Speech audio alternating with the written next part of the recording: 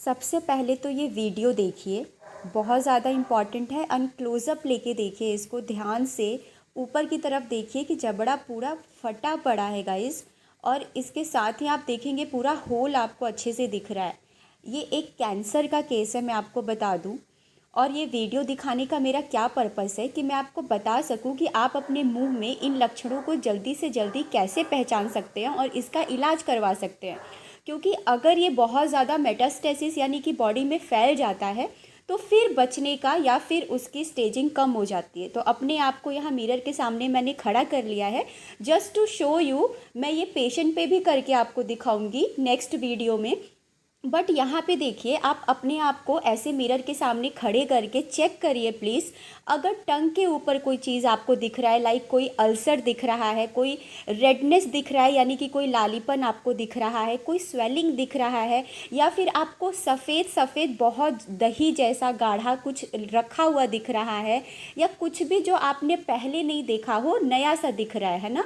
अगर मैं common ulcer की बात करूँ तो उसके बहुत सारे वजह होते हैं। स्पाइसी फूड से भी हो सकता है या किसी भी वजह से हो सकता है। लेकिन अगर वो अल्सर आप 2 महीने से ज़्यादा नोटिस कर रहे हैं या 2 हफ्तों से ज़्यादा नोटिस कर रहे हैं तो आप मान के चलिए कि वो नॉर्मल नहीं है। तो 2-3 हफ्ता जो अल्सर रह गया वो आपको दिखाने की ज़रूरत है, दवा खाने की ज़रूरत है और उसको ठीक करवाने का उसका कारण देखने की ज़रूरत है।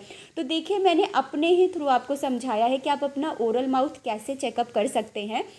हालांकि मैं आपको पेशेंट में दिखाऊंगी, लेकिन जो कंडीशन मैंने आपको पहले दिखाई वो पेशेंट की है। ऑफ कोर्स चेहरा दिखाना वहाँ पे पेशेंट के लिए कंफर्टेबल नहीं था, तो मैं आपको जस्ट अपने में शो करके दिखा रही हूँ कि आप अपना कैसे चेक कर सकते हैं। सब ऊपर नीचे दोनों होठों के ऊपर करके आप चेक कर सकते हैं। अंदर उंगली से देखिए, आप चेक कर सकते हैं कि कोई गांठ तो नहीं बन रही है, कोई लालीपन तो नहीं दिख रहा है, कहीं से ब्लीडिंग तो नहीं दिख रही है, किसी दांत के आसपास कुछ गांठ तो नहीं बन रही है, किसी दांत के आसपास कोई प्रॉब्लम तो नहीं हो रही है।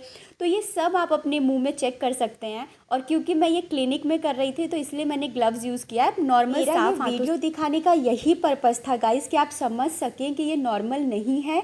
और अगर ये कैंसर की स्टेज 3-4 चली जाती है तो आपको भी समझना चाहिए इसका मेन कारण आपकी स्मोकिंग, टोबैको, अल्कोहल है। तो प्लीज़ कम से कम कंज्यूम करिए। ये पेशेंट जो आप सामने देख रहे हैं ये एक दिन में 6 से 7 पैकेट सिगरेट पीते हैं। क्या आप यकीन करेंगे? इमीडिएट उनको बंद करने के लिए बोला गया है, इमीडिएट उनकी बायोप्सी कराई गई है और फिर निकल के आया है कि उनको कैंसर बन रहा है। तो प्लीज़ गाइस, इन चीज़ों को नेगलेक्ट मत करिए।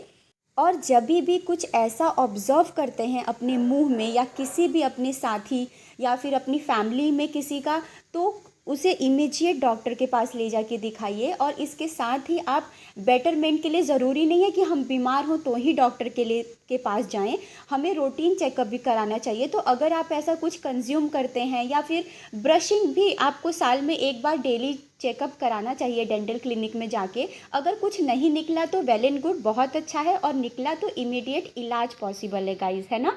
तो प्लीज़ को बिल्कुल भी हल्के में मत लीजिए गाइस, और प्लीज़ अपना ट्रीटमेंट करवाइए। और जो भी चीज़ कंज्यूम करते हैं उसे कम से कम करिए, या क्विट कर देंगे तो वेल एंड गुड। ब्रशिंग पे ओरल हाइजीन मेंटेन करना सबसे इजी होता है। ब्रश करिए और अपनी कूला की हैबिट बढ़ा दीजिए, गार्गलिंग की हैबिट बढ़ा दीजिए।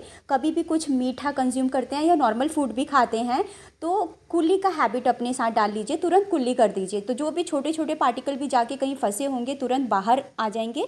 और अगर कोई भी चीज़ एक्स्ट्रा कंज्यूम करते हैं तो कम से कम मात्रा में, या तो ना करें तो वेल एंड गुड होगा। तो इतना ही ईजी है ओरल हाइजीन को मेंटेन करना। और साल में एक बार डेंटिस्ट को जाके अपना रेगुलर चेकअप करा लीजिए, ये सबसे बेटरमेंट ऑप्शन है।